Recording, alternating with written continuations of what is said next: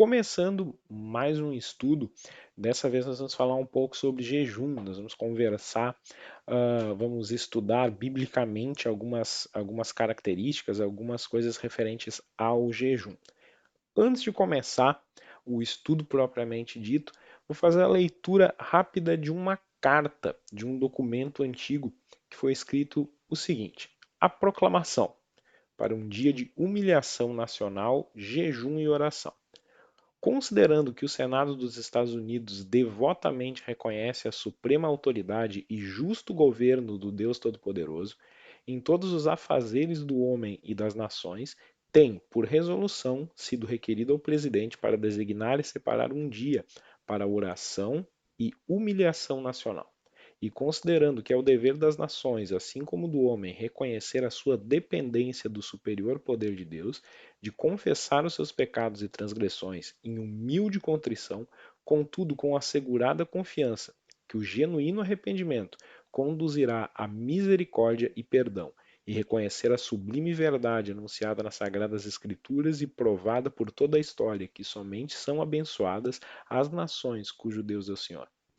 E pelo facto de sabermos que, pela sua divina lei, nações, assim como indivíduos, estão sujeitos a passar neste mundo por castigos e correções, será que não temos justamente que a terrível calamidade da guerra civil que agora devasta a terra possa ser um castigo imposto sobre nós pelo nosso pecado de presunção para o necessário objetivo da nossa reforma nacional, como povo no seu todo?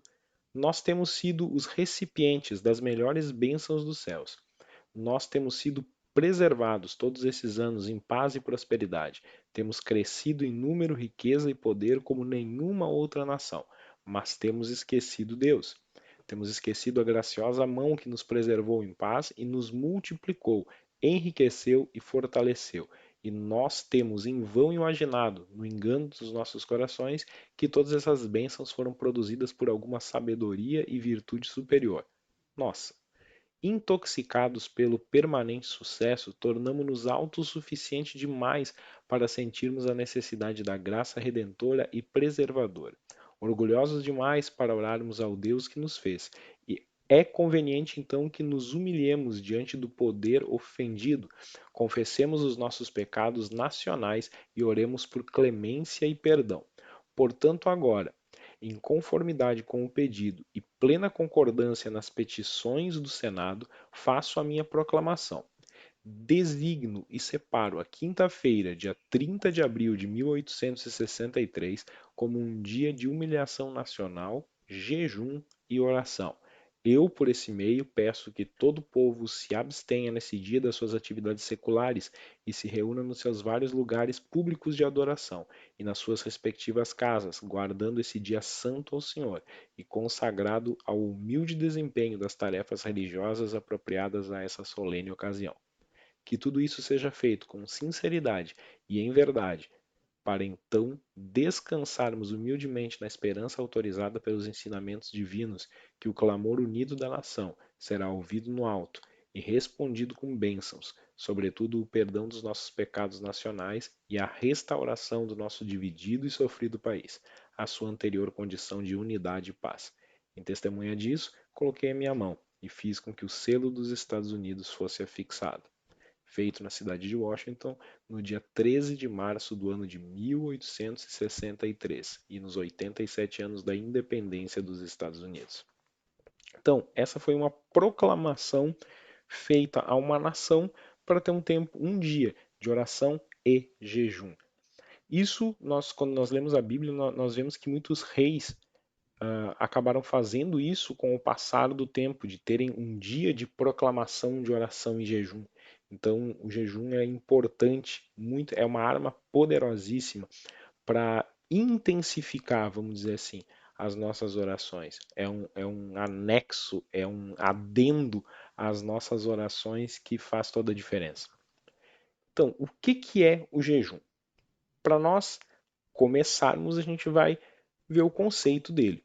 Jejum, do latim jejuno, adjetivo que tornou o lugar do substantivo jejúnio, substantivo masculino. Abstinência ou abstenção total ou parcial de alimentos em determinados dias, por penitência ou prescrição religiosa ou médica.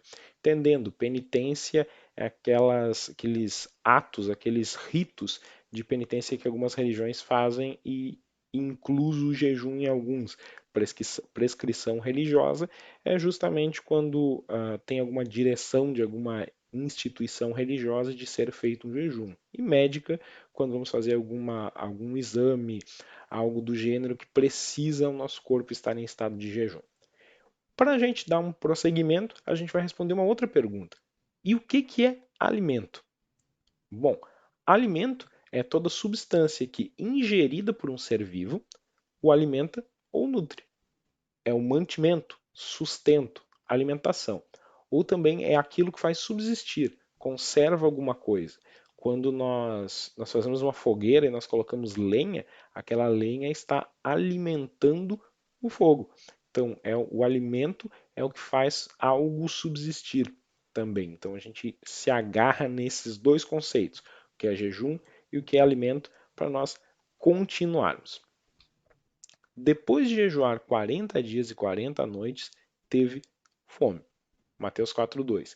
Então, Jesus, depois do período que ele estava no deserto jejuando 40 dias e 40 noites, ele teve fome.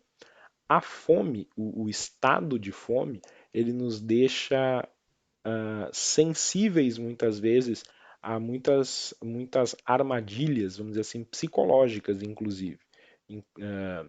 A gente fica sensível a sugestões, a algo do gênero. E o diabo ele sabe disso. Ele sabe que nesse período de fome, ou que o nosso corpo está pedindo por algo, é uma brecha, um tipo de brecha que é dado.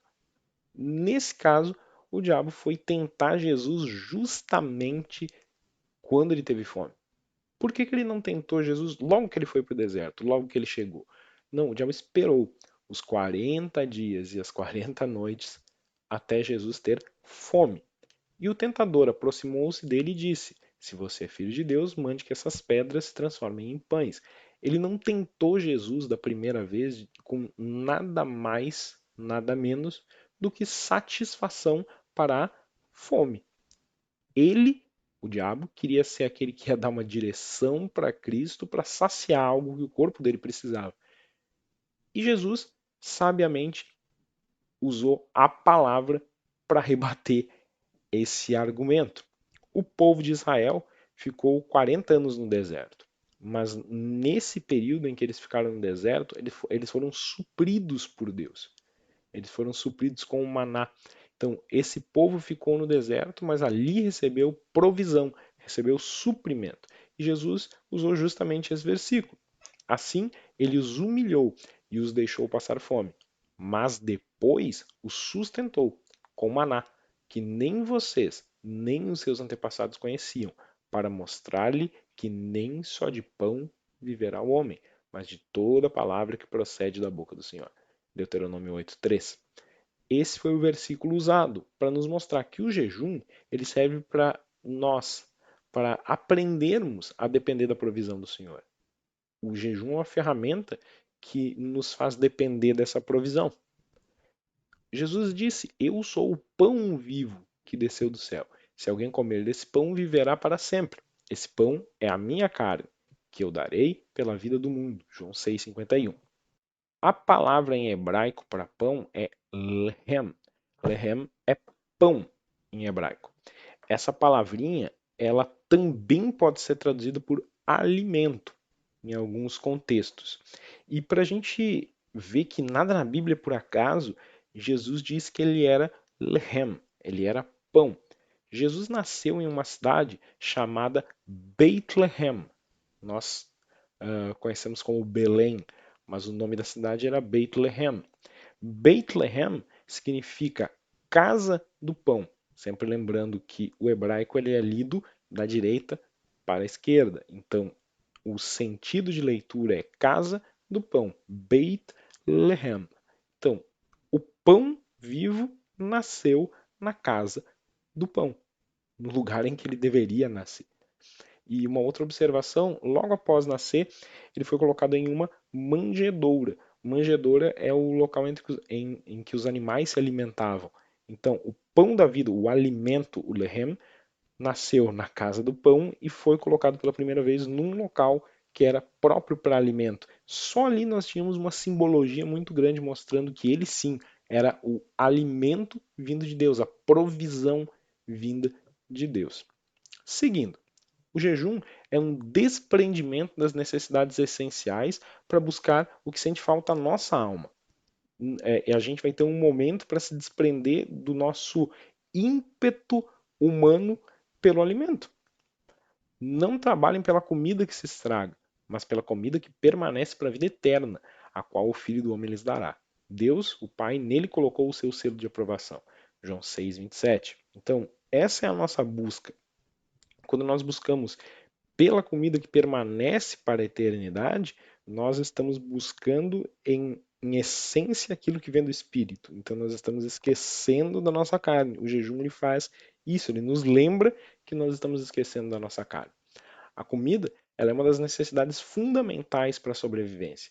E basicamente o tempo todo a gente está se esforçando para suprir essa necessidade. A gente fica um período sem comer, o nosso organismo começa a reclamar disso.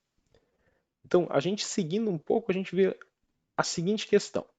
Quando a mulher viu que a árvore parecia agradável ao paladar, era atraente aos olhos e, além disso, desejável para dela se obter discernimento, tomou do seu fruto, comeu e deu a seu marido, que comeu também. Os olhos dos dois se abriram e perceberam que estavam nus. Então juntaram folhas de figueira para cobrir-se. Gênesis 3, 6 e 7. Esse versículo é bem conhecido, mas a gente vê que ela viu que o fruto da árvore parecia agradável ao paladar. Ela foi tentada e o que mexeu com ela foi justamente a questão do paladar, a questão, vamos dizer assim, da fome, a vontade de comer aquele fruto. Outra passagem que a gente consegue ver isso como uma armadilha, certa vez, quando Jacó preparava um ensopado, Esaú chegou faminto. Voltando ao campo, pediu-lhe: Dê-me um pouco desse ensopado vermelho aí, eu estou faminto. Por isso também foi chamado de Edom. Edom, uma referência à palavra vermelho em hebraico, né? Respondeu-lhe Jacó: Venda-me primeiro o seu direito de filho mais velho. Disse Esaú: Estou quase morrendo. A fome muitas vezes era interpretada como um indício de morte. De que me vale esse direito? Jacó, porém, insistiu: Jure primeiro. Então ele fez um juramento, vendendo o seu direito de filho mais velho a Jacó. Então Jacó serviu a Esaú pão com ensopado de lentilhas. Ele comeu e bebeu, levantou-se e foi. Assim Esaú desprezou o seu direito de filho mais velho. Gênesis 25, 29 ao 34. Então, ele desprezou o direito de primogenitura justamente porque ele estava com fome. E nesse momento de fragilidade que a fome traz, ele abdicou do seu direito de primogenitura. No deserto, toda a comunidade de Israel reclamou a Moisés e Arão. Disseram-lhe os israelitas: Quem dera a mão do Senhor nos tivesse matado no Egito. Lá nos sentávamos ao redor das panelas de carne e comíamos pão à vontade, mas vocês nos trouxeram a esse deserto para fazer morrer de fome toda essa multidão. Êxodo 16, 2 e 3. Mais uma vez, a fome sendo uma reclamação para o que Deus estava dirigindo ali nesse caso de levá-los à terra prometida, mas a fome se tornou um motivo de reclamação para aquele povo. Jejum, então, ele é a abstinência de comida por um período determinado pela pessoa ou pelo grupo que pratica esse jejum. E se nós estudarmos, nós não temos regras bíblicas específicas sobre como fazer o jejum. No Velho Testamento, existiam apenas duas ocasiões no qual era praticado um jejum coletivo. No dia da expiação, né, o Yom Kippur, Levítico 23, 27 fala isso. Esse dia também era chamado de dia do jejum, Yom Tzon. Esse era está em Jeremias 36:6 e Atos 27:9, e o dia anterior, a festa de Purim. Isso está em Ester 9:20 ao 32. Jejum não é passar fome, e jejum também não é greve de fome. A gente pega um exemplo. Em 1924, Mohandas Gandhi, mais conhecido como Mahatma Gandhi, ele submeteu a 3 semanas de um tipo de jejum contra o governo britânico no seu programa de não violência e não cooperação. Em 1932, ele fez outra greve de fome em protesto contra a decisão do governo britânico de segregar as castas inferiores, os párias. Então, o que a gente aprende com isso? Nós não devemos fazer jejum contra as autoridades.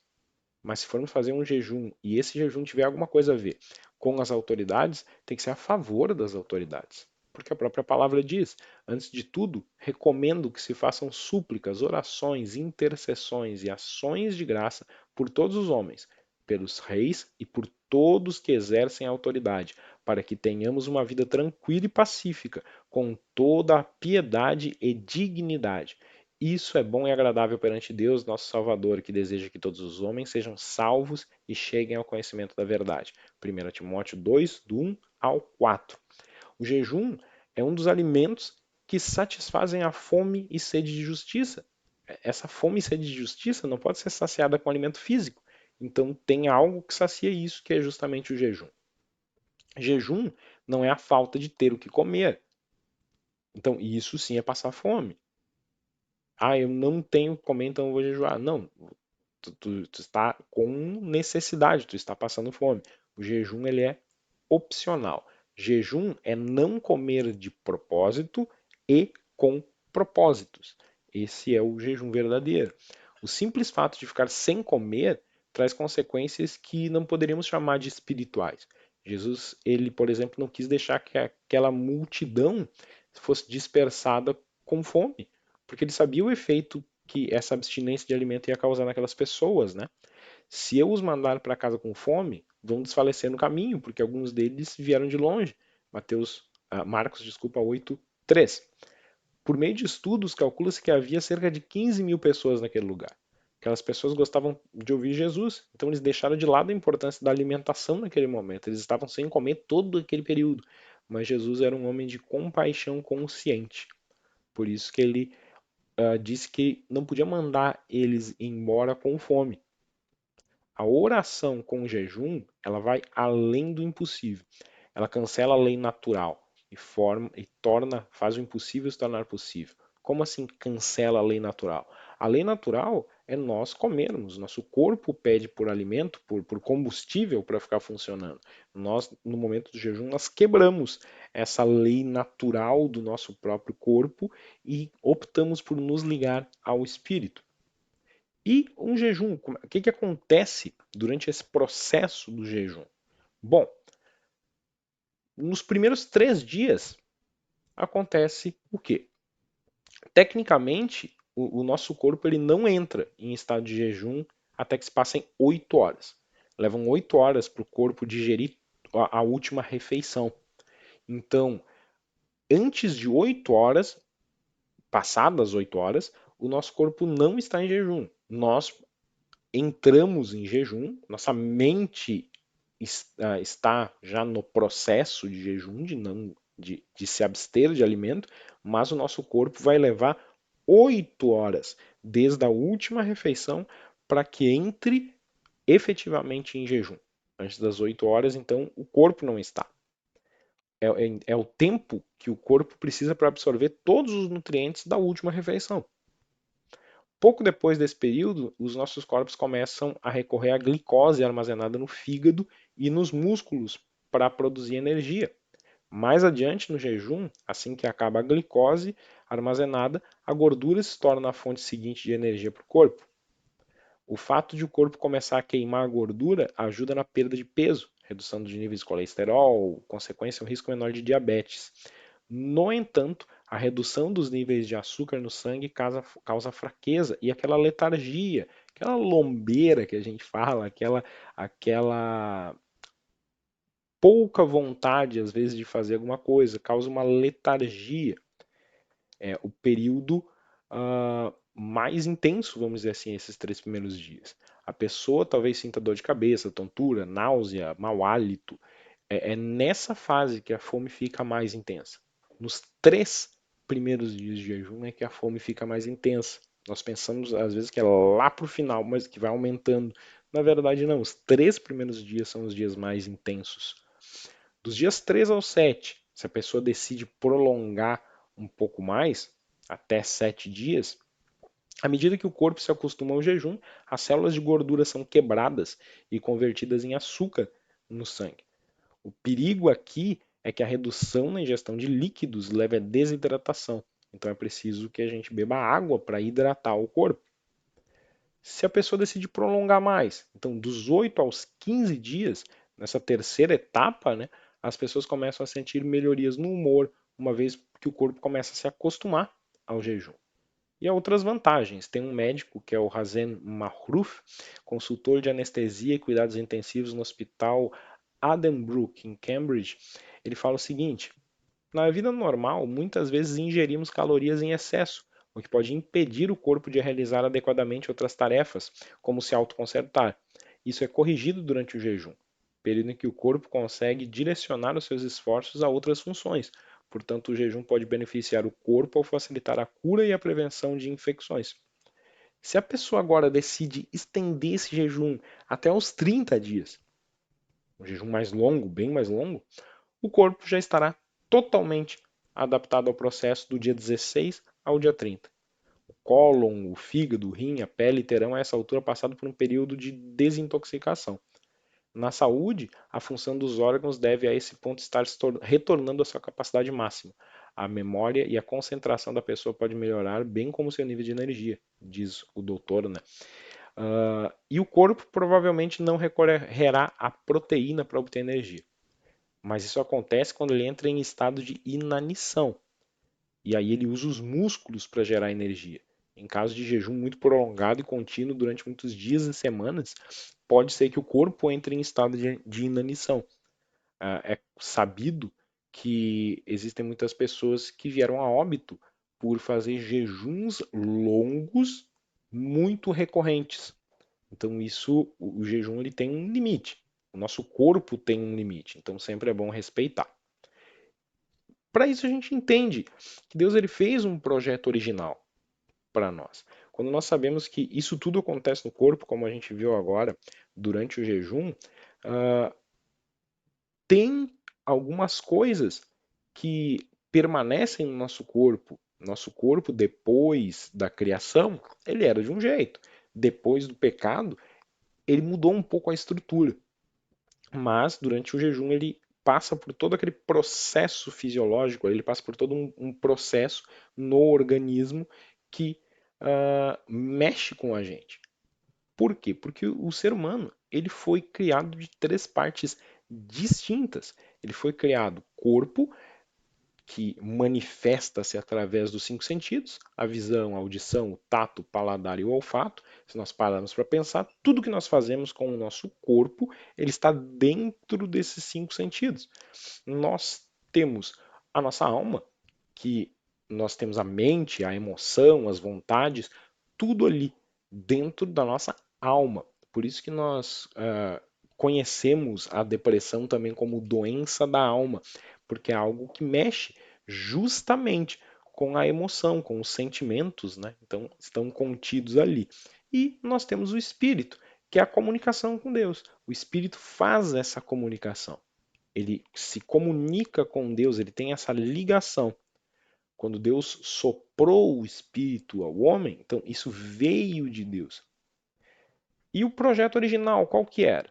O projeto original era bem simples. Nós tínhamos o espírito que tinha a alma e o corpo. A mente era serva do espírito e o corpo era escravo do espírito. Então, a mente ela era sujeita ao espírito e o corpo sujeito ao espírito. Esse era o projeto original.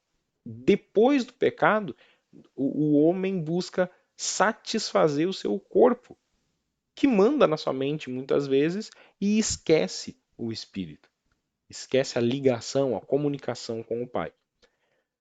Dentro do jejum ainda, nós temos duas vidas, vamos dizer assim, vivendo no corpo. Aquela vida adâmica, né, herdada de Adão, e também a nova natureza herdada de Cristo.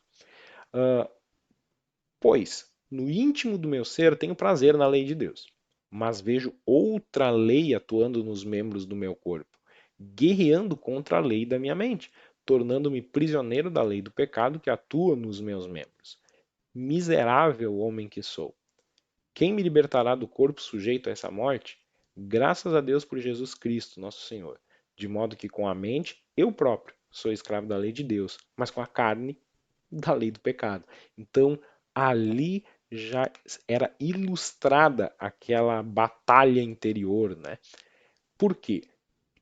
Aqui a gente tem uma outra explicação. Quem não tem o Espírito não aceita as coisas que vêm do Espírito de Deus, pois lhes são loucura e não é capaz de entendê-las porque elas são discernidas espiritualmente. Então, pelo natural, nós não discernimos as coisas que são do Espírito. Essa é a chave. Com base nisso, né, a gente percebe que nós temos duas figuras distintas: o homem natural e o homem espiritual. O objetivo principal do jejum é trazer o homem do natural para o espiritual. Por quê? Nós estamos deixando de comer, nós estamos abdicando, nós estamos renunciando uma necessidade do corpo físico, do homem natural, para que o homem espiritual possa se erguer, ter autoridade nesses casos. E por que, que tem essa necessidade de passar do natural para o espiritual? Porque o homem natural ele está sobrecarregado de temor, de falta de fé, de dúvidas, de egoísmo, de falhas, motivação própria e todos os frutos atribuídos à carne, né? Isso é o que faz parte do homem, por isso que ele tem que passar do natural para o espiritual. A oração com jejum é a ponte que faz com que o homem possa viver como Deus intencionou, o espírito como rei, a alma como serva e o corpo como escravo. Essa sequência. E na nossa vida nós temos áreas distintas que o jejum também ajuda a fortalecer. Por quê? Eu separei 10 áreas que todas as pessoas têm em comum. Nós temos a nossa área moral, nós temos a área social, nós temos a área espiritual, a área cultural, econômica, política, psíquica, física, cívica e profissional. Então, nós temos aqui as, todas as 10 não, mas nós temos 10 áreas que agem na vida do ser humano e quando nós colocamos aqui, mas ali não tem a vida financeira. Ok, não tem a tua vida financeira, mas tem a tua vida profissional. A tua vida profissional supre a tua necessidade financeira. A tua vida social interage com as outras pessoas. A pessoa cometeu um grave erro com a esposa, ou com o marido, ou com os filhos. É a área moral que foi atingida ali, porque a moral foi defasada. Então o jejum ele reforça muitas coisas dessas áreas na nossa vida. Então todas as áreas que compõem uma pessoa, vamos dizer assim, são cobertas quando nós estamos num período de jejum. E na Bíblia, quais os tipos de jejum que aparecem? Nós temos um que aparece que é o jejum sobrenatural. Esse jejum é o jejum sem alimento e sem água. É o jejum extremo dos extremos, vamos dizer assim. Nós temos um caso que aparece na Bíblia, que é o que ocorreu com Moisés, no Monte Sinai, quando ele foi pela segunda vez para receber os 10 mandamentos. Disse o Senhor a Moisés: escreva essas palavras, porque é de acordo com elas que faço aliança com você e com Israel. Moisés ficou ali com o Senhor 40 dias e 40 noites, sem comer pão e sem beber água, e escreveu nas tábuas as palavras da aliança, os 10 mandamentos. Êxodo 34, 27 e 28. Então, Moisés ele ficou 40 dias e 40 noites sem comer e sem beber. Esse é um jejum extremo, porque Moisés, naquele momento, na presença de Deus, ele estava se alimentando da presença de Deus. A presença de Deus saciou o espírito dele e o espírito dele, como tinha o corpo naquele momento como escravo, estava mandando suprimento. para sua alma e para o seu espírito, para sua alma e para sua carne. O espírito estava ligado diretamente com Deus e suprindo as outras áreas. Então, naqueles 40 dias e 40 noites, Moisés não precisou de nada mais. No natural, o homem pode jejuar poucos dias sem alimento e sem água. Esse foi um jejum direcionado, um jejum que Moisés fez. Nós temos esse exemplo na Bíblia. Não é algo recorrente. Nós temos o jejum completo, natural, sem alimento, mas com água. Muitas pessoas pensam que a água quebra o jejum, mas na verdade ela ajuda, né, na realização. No natural, o homem pode praticar o jejum sem água por no máximo 3 dias. A partir daí é necessário repor a água perdida, porque senão a gente corre o risco de desidratação. Possivelmente foi esse tipo de jejum que Jesus fez no deserto. Porque como a gente leu antes, né, depois de jejuar 40 dias e 40 noites, ele teve fome.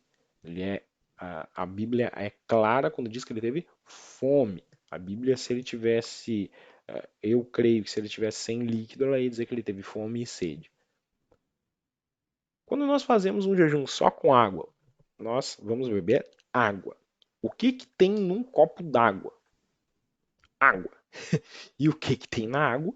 Basicamente, nós temos hidrogênio e oxigênio, o famoso H2O. É isso que nós temos numa água. Quando eu opto por fazer um jejum sem os sólidos, sem a comida, sem o alimento, mas só bebendo água, eu não tenho porquê. Vou passar um café, tem água ali. Vou pegar um café instantâneo e fazer, tem água ali. Vou tomar um chimarrão, tem água. Mas não é água. É água e mais algumas coisas. Por exemplo, uma xicrinha de café passado ali de 230 ml tem de 70 a 140 miligramas de cafeína também. Uma xícara de café instantâneo, né, de 230 ml também tem de 30 a 90. E até um chimarrão, 100 ml de chimarrão tem de 29 a 80 miligramas de cafeína. Então não é só água. O jejum, quando nós optamos fazer só com água, é só água. Então, nós temos o jejum parcial. Esse é um que gera um pouco de polêmica. Como o nome diz, é abster-se de alguns tipos de alimento. O que nós chamamos de jejum de Daniel é um exemplo disso. Daniel, contudo, decidiu não se tornar impuro com a comida e o vinho do rei. Pediu ao chefe dos oficiais permissão para se abster deles. Peço-lhe que faça uma experiência com seus servos durante 10 dias. Não nos dê nada, além de vegetais para comer e água para beber. Muitas pessoas frequentemente tentam jejuar, né? Mas elas ficam tão fracas que são incapazes de continuar e elas não conseguem se concentrar na oração, num jejum prolongado somente com água. O excesso de alimento, ele produz uma sensação de fortaleza. Nós nos sentimos confiantes quando estamos alimentados.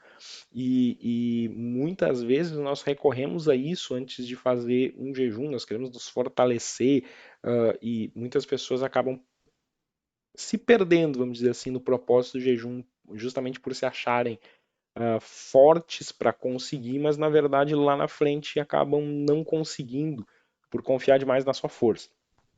Então o jejum ele tem que ser um processo. Quando nós confiamos muito na nossa força, nós corremos um risco. Depois que Roboão se fortaleceu, firmou-se como rei, ele e todo Israel abandonaram a lei do Senhor. Segundo a Crônicas 12:1. Depois nós encontramos nesse mesmo capítulo 12 a intervenção profética ali no meio, né, para corrigir esse rumo. E Deus queria que seu povo, logo que saísse do Egito, jejuasse. Mas ele sabia que eles não iam aguentar ficar todo o tempo do percurso no deserto somente tomando água. Então, o Senhor providenciou maná para que disso se alimentassem. Então, eles deixaram o manjar desejável que eles tinham no Egito e Deus proveu o maná. Algumas linhas teológicas eles não consideram o jejum parcial como jejum, eles consideram como um propósito ou como um voto. Isso ainda há discussão. Mas se nós nos apoiarmos no conceito que nós vimos lá no começo do que é jejum, que é a abstinência total ou parcial de alimento, nós temos uma base nisso no conceito e nós temos bases também quando nós lemos a Bíblia de pessoas que fizeram esse tipo de jejum. Então, e o jejum na Bíblia? Para que ele era feito? Como ele era feito? O jejum na Bíblia, ele tem diversas passagens que mostra as pessoas praticando o jejum em diversas ocasiões, para diversos propósitos. Em arrependimento, nós temos um versículo que diz: agora, porém, declara o Senhor, voltem-se para mim de todo o coração, com jejum, lamento e pranto. Joel 12, 2:12. Livramento. Ali, junto ao canal de Ava, proclamei um jejum, a fim de que nos humilhássemos diante do nosso Deus e pedíssemos uma viagem segura para nós e nossos filhos, com todos os nossos bens. Também para a direção. Enquanto adoravam ao Senhor e jejuavam, disse o Espírito Santo: separe-me Barnabé e Saulo para a obra que os tenho chamado. Assim, depois de jejuar e orar, impuseram-lhe as mãos e os enviaram. Atos 13, 2 e 3. E as batalhas espirituais, né? Depois de Jesus ter entrado em casa, seus discípulos lhe perguntaram em particular: por que não conseguimos expulsá-lo? Ele respondeu: essa espécie só sai pela oração e pelo jejum. E algumas maneiras de se jejuar, né? Primeiro, jejum é abstinência de alimentos físicos, alimentos do corpo, alimentos que sustentam o corpo. É bom a gente não confundir os alimentos do corpo com os alimentos da alma, que são absorvidos pelos nossos sentimentos. Ah, eu vou fazer um jejum de televisão.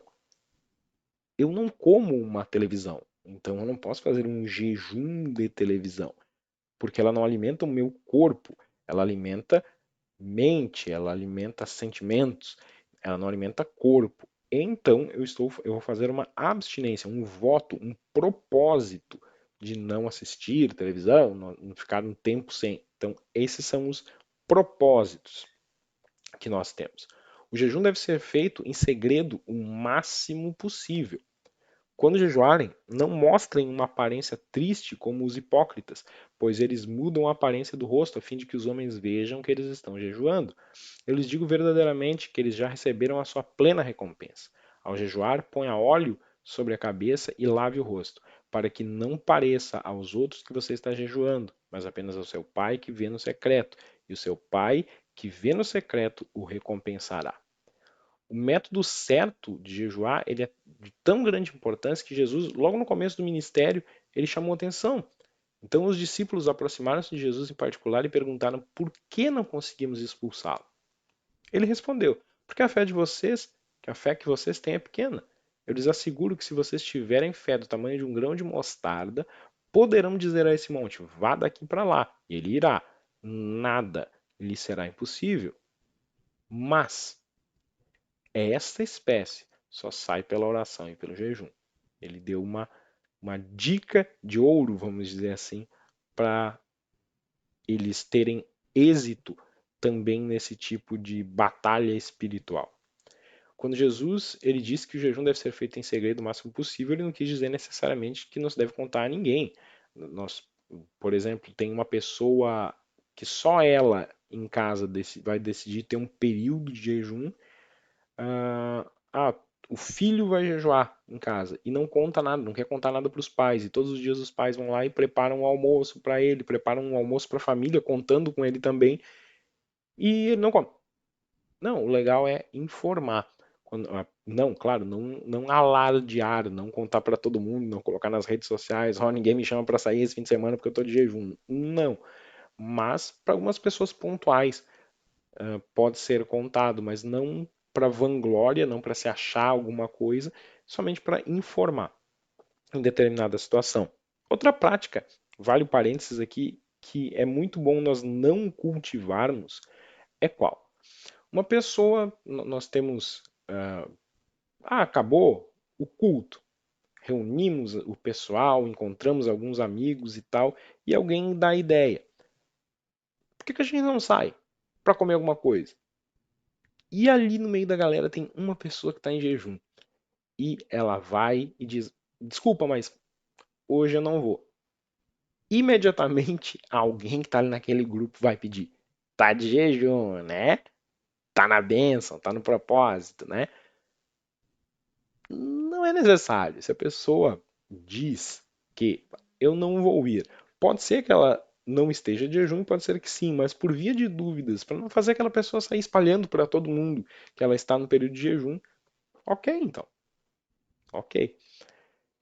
Nunca devemos jejuar por impulso. Ah, tem nada a fazer hoje, vou fazer jejum. Isso não é jejum. Ah, não tem comida. Não tem aquilo que eu queria comer hoje, então eu vou fazer jejum. Isso não é jejum também. Então nós não devemos jejuar por impulso, porque todo jejum tem que ter um propósito. Eu jejuo para. Eu sempre jejuo para algo, não só por jejuar. Então, antes de iniciar um jejum prolongado, nós devemos conhecer bem os limites do nosso corpo. Nós não temos também que prejudicar o nosso corpo. Lembrando que o nosso corpo é o templo do espírito. Nós vamos prejudicá-lo. Então nós temos que conhecer o limite do nosso corpo. Podemos começar com jejuns mais curtos para o corpo ir se acostumando com isso. Então, para quem não tem o hábito de jejuar, o ideal é sempre um período mais curto no começo, fazer um jejum mais curto. Depois, com o tempo, a pessoa vai tendo uns períodos maiores. E jejum sem oração é dieta. Nós devemos sempre orar pelo propósito de jejum que estamos fazendo. Eu tenho, durante o período do jejum que eu estou fazendo, eu tenho que retirar um momento para orar sobre o propósito do meu jejum. Ah, eu vou ficar sem almoçar, vou fazer um jejum metade do dia. Ok, então durante esse período do almoço que tu iria almoçar, pega um momento desse período para orar sobre esse propósito. Então nós temos que ter um momento para orar sobre o propósito que o jejum está trazendo. O jejum ele é importantíssimo para a caminhada cristã, é uma ferramenta utilíssima para as nossas vidas. Tanto que a própria Bíblia cita inúmeras pessoas, Antigo e Novo Testamento, que praticavam o hábito do jejum como uma ferramenta eficaz junto com a oração. A oração e o jejum andando juntas fazem infinita diferença na vida de um cristão. Então, esse foi o estudo que nós temos sobre o jejum. Alguma dúvida pode perguntar, pode comentar e nós vamos nos falando. Até a próxima. Deus abençoe.